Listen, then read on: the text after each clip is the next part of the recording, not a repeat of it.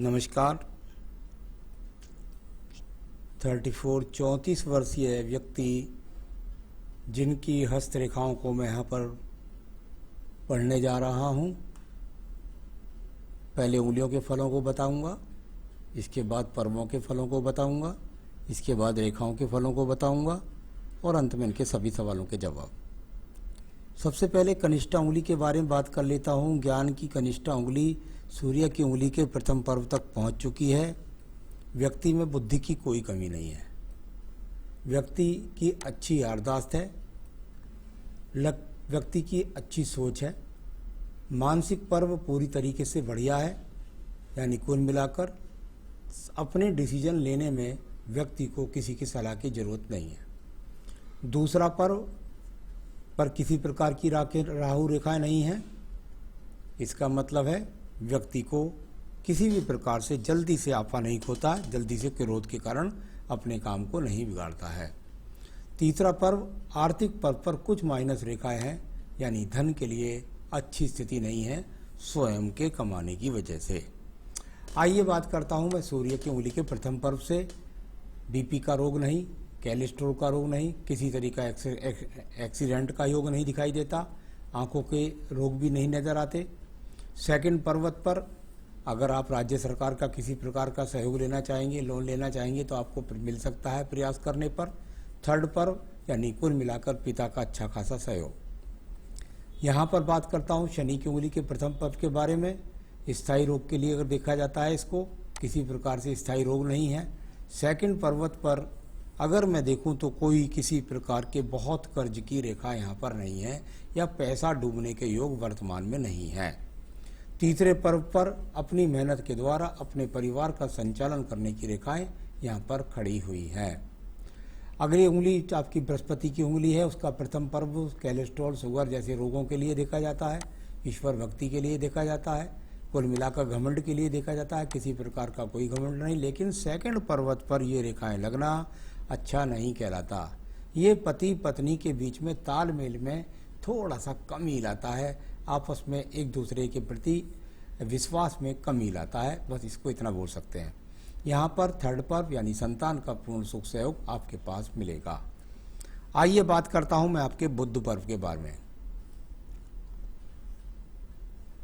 बुध का पर्व, और यहाँ पर अगर देखता हूँ तो चलो बिल्कुल बैलेंस में ना होकर के छोटे बड़े स्वरूप में सही, लेकिन अपने आप में ये वो रेखाएं हैं जो आप व्यापार यदि करें या नौकरी करें तो आपके लिए आपको सहयोगात्मक रवैये के रूप में मिल जाएंगी। बहुत अच्छी तो नहीं कह सकता, बहुत अच्छी धन प्राप्ति की, लेकिन कुल मिलाकर के यदि आप थोड़ा सा प्रयास करें तो आपको धन के आगमन बन जाते हैं। ये दिखाने वाली रेखाएं अभी भी वर्तमान में देखता हूं तो थोड़ा भी प्रयास करेंगे तो धन के आगमन बन जाएंगे। आइए बात करता हूं मैं यहाँ पर सूर्य के पर्व के बारे में। सूर्य का पर्व, और यहाँ से अगर देखता हूं तो इस पर्व में कोई भी रेखा सूर्य की उंगली के नीचे तक नहीं पहुंच पाई, यानी राज्य सरकार से संबंधित नौकरी का लाभ कहीं भी दिखाई नहीं दिया। साथ ही साथ छिटक कर रेखाएं जब हों तो व्यक्ति के जीवन के अंदर, दिमाग के अंदर बहुत चलायमान करती हैं और साथ ही साथ व्यक्ति को काफ़ी भागदौड़ कराती हैं। तो ये इस प्रकार की रेखा यहाँ सूर्य पर्वत पर नजर आ रही हैं। अब बात करूँगा मैं आपके भाग्य के पर्व शनि पर्व के बारे में। अगर मैं भाग्य के पर्व की बात करता हूँ तो एक शाखा नीचे से सीधी आ रही है भाग्य की, निकल करके यहाँ से ये रेखा जा रही है। इससे अलग कोई रेखा नहीं खड़ी है, लेकिन फिर भी मैं इसको ऐसा नहीं कह सकता कि यहाँ कहीं आपका भाग्य अस्त है। बहुत ज़्यादा ऊर्जित नहीं है, कर्म रेखाएं ज़्यादा प्रभावी दिखाई देती हैं, पर्वत बहुत ज़्यादा ऊर्जित नहीं है। इन रेखाओं के अलावा कोई रेखा होती तो वो आपके भाग्य पर्व की रेखा कहलाती। तो कुल मिलाकर अभी कर्म रूपी भाग्य रेखाएं आपके साथ में दिखलाई देती हैं। अब बात करता हूँ मैं यहाँ पर आपकी, और वो है आपका चंद्र पर्वत, आपका बृहस्पति का पर्वत। बृहस्पति के पर्व से एक ये रेखा दिखाई दी है यहाँ पर इस प्रकार से देखें तो यहाँ खड़ी हुई रेखाएं जब होती हैं समतुलन के अंदर, तब व्यक्ति को ज़्यादा लाभ मिलता है धन का। कुल मिलाकर यहाँ पर ना कोई त्रिभुज है, ना चतुर्भुज है, ना एक्स का चिन्ह है। तो जब इस प्रकार की स्थिति मजबूती के साथ नहीं होती तो धन की वर्षा के बीच में रुकावटें आती हैं, संघर्ष होता है, तब व्यक्ति को धन प्राप्ति होती है। अब बात करता हूं मैं इसके बाद में आपकी यहाँ पर हृदय रेखा के बारे में। हृदय रेखा एक शाखा, परिवार से सहयोग, इसके बाद ये हृदय रेखा और इसके बाद हृदय रेखा यहाँ पर अंत में जाकर दो मुखी। शुरू में भी ऐसी लगता है जैसे व्यक्ति का कभी कभी जानकारी में विवाह हो जाता है, तो इस प्रकार की रेखा जब होती है, लेकिन यहाँ पीछे डबलिंग एवर करती हुई व्यक्ति को जब बराबर बराबर दो रेखाएं बराबर बराबर हृदय की चलें तो ये कवरेज रेखा होती हैं। कवरेज रेखा के अलावा इस व्यक्ति के अंदर दूसरों से ज़्यादा हिम्मत होती है, यानी व्यक्ति को एक कवरेज रेखा देगी तो मन डगमगाएगा, लेकिन उसको बहुत जल्दी कवर कर लेता है व्यक्ति। तो इस प्रकार से कह सकते हैं किसी प्रकार से पत्नी से कोई झगड़े झंझट की रेखा नहीं, और स्वास्थ्य को भी जल्दी कवर करती है ये रेखा। तो इस प्रकार से आपकी हृदय रेखा है। अब बात करता हूँ मैं आपकी यहाँ पर निम्न मंगल पर्व के बारे में। निम्न मंगल पर्व कर्म रूपी रेखाओं के रूप में जाना जाता है। यहाँ से रेखाएं जब जब आपकी आयु रेखा को काटकर आगे जाएंगी तब तब आपके जीवन में समस्याएं देंगी। ये रेखा यहाँ से काट करके लगभग आयु रेखा से लगातार काटती जा रही हैं, और जहाँ आप मुझसे 34 वर्ष में कहते हैं 34 वर्ष तक, बल्कि इससे भी आगे कुछ समय तक ये रेखाएं काट रही हैं, तो यहाँ ये इस तरीके से डाउन भी करती हैं, अप भी करती हैं, तो आपके जीवन में उतार चढ़ाव को दिखलाती हैं। अभी इनका अच्छी तरीके से विस्तार से फल मैं आपको बताने वाला हूँ। तो चलिए, ये यहाँ पर कर्म रूपी रेखाएं हैं। आप अपना प्रयास करते हैं, लेकिन जितना प्रयास आप कर रहे हैं ये प्रयास आपके लिए अभी बहुत कम है, तो थोड़ा सा प्रयास आपको बढ़ाने होंगे अपने कार्य क्षेत्र में। बात करता हूँ मैं यहाँ पर आपकी बुद्धि रेखा के बारे में। बुद्धि रेखा, और यहाँ से चल कर के इसमें देखिए, फिर इसमें से कई शाखा निकलती हैं ऊपर की तरफ, कई शाखाएं ऊपर की तरफ देखती हैं। ये बुद्ध पर्वत को देखना, ये यहाँ सूर्य पर्वत को देखना। जब इस प्रकार की रेखाएं हों तो दिमाग के अंदर व्यक्ति बहुत सारी योजनाएं लाता रहता है, और कुल मिलाकर धन की तरफ देखती हैं तो धन के लिए आदमी प्रयास करता रहता है। तो अच्छी बुद्धि रेखा है। ऐसा नहीं है कि कोई नेगेटिव सोच हो, कोई एक्स का चिन्ह हो या कोई दीप का चिन्ह है, कोई किसी प्रकार का भारी नुकसान दिला देगा, ऐसा तो नहीं है। संघर्ष जरूर दिखलाता है, क्योंकि थोड़ा बहुत रेखा इनको काटती हैं। आइए बात करता हूं मैं इसके बाद आपके द्वितीय मंगल पर्वत के बारे में। झगड़े झंझट, कोर्ट कचहरी, मुकदमा, ये इस स्थानों से देखा जाता है, ऐसा कुछ नज़र नहीं आता।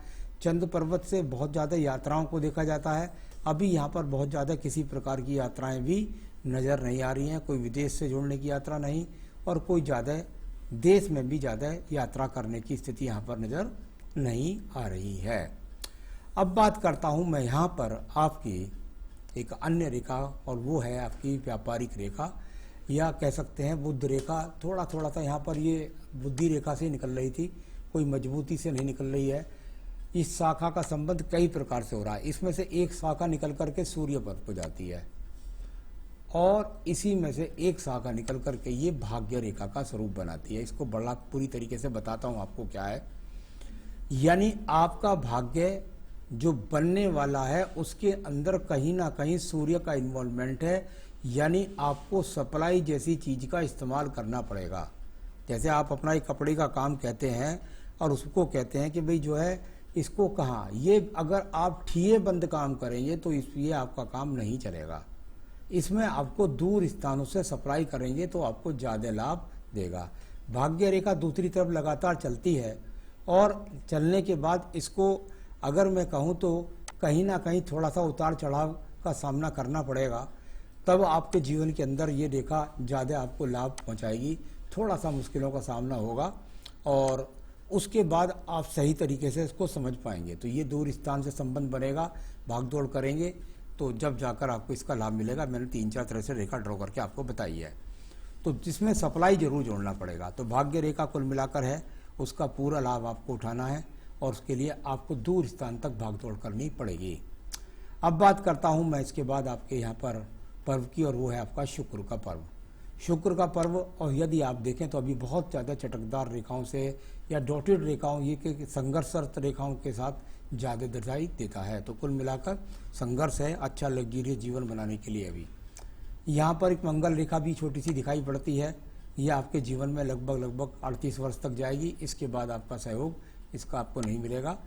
आयु रेखा देखिएगा, आयु रेखा यहाँ से जाती हुई और लगभग नीचे मणिबंध के आसपास तक पहुंचने का प्रयास करती है। इसमें से कुछ शाखा निकल करके पैतृक भी आती है, यानी परिवार से भी कोई संपत्ति अवश्य आपको प्राप्त होगी।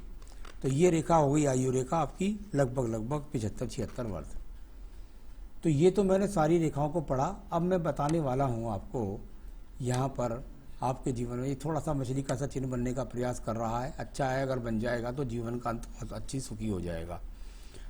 तो ये आपने पूछा है पहला सवाल, उस पर चलते हैं। कपड़े का बिजनेस करना चाहता हूँ, अभी स्टार्ट करना उचित रहेगा क्या? सबसे पहली बात है, कपड़े का बिजनेस चंद्र पर्वत से देखा जाता है। वहाँ से एक शाखा निकल करके शुक्र पर्वत तक पहुँची, यानी कुल मिलाकर ये जो शाखा मजबूती के साथ जब बन जाएगी यहाँ से जा करके, तो अब इसका और ज़्यादा लाभ। शुक्र और चंद्र का आपस में इन्वॉल्वमेंट है, यानी काम तो आपका ठीक है। अब आपने कहा कपड़े का बिजनेस करना चाहता हूँ, अभी स्टार्ट करना उचित रहेगा क्या? तो देखिए, जब मैं आपकी हस्तरेखा में पहुँचता हूँ तो यहाँ पर एक रेखा ये इस तरीके से यहाँ काटती है इसको। ये लगभग 36 या कह सकते हैं 36 वर्ष के बाद ये कुछ काटेगी। यानी अभी आप यदि बिजनेस स्टार्ट करेंगे तो आपको धीरे धीरे उसमें बहुत संघर्ष करना पड़ेगा। उसका जो अच्छा लाभ मिलना शुरू होगा वो आपको आपके अनुभव के साथ में लगभग 36वें वर्ष के बाद मिलेगा। तो इसमें शुरुआत एक अनुभव भी चाहिए आदमी को।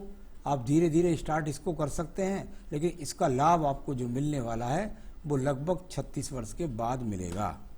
तो दूसरा सवाल है, हमेशा से ही लाइफ में बहुत प्रॉब्लम रही है। तो इसके पहले भी काफ़ी रेखाओं ने, दूषित रेखाओं ने काटा था आपकी आयु रेखा को, तो उसकी वजह से प्रॉब्लम रही होंगी। हमेशा फाइनेंशियल प्रॉब्लम बहुत रही हैं, ये कब तक ठीक हो जाएंगी? ये लगभग 38 के बाद सही स्वरूप के साथ में आएंगी। तो पैसा कब आएगा और कितना आएगा? पैसा भी आएगा उसके बाद, और आपको सही महसूस होगा अपना जीवन।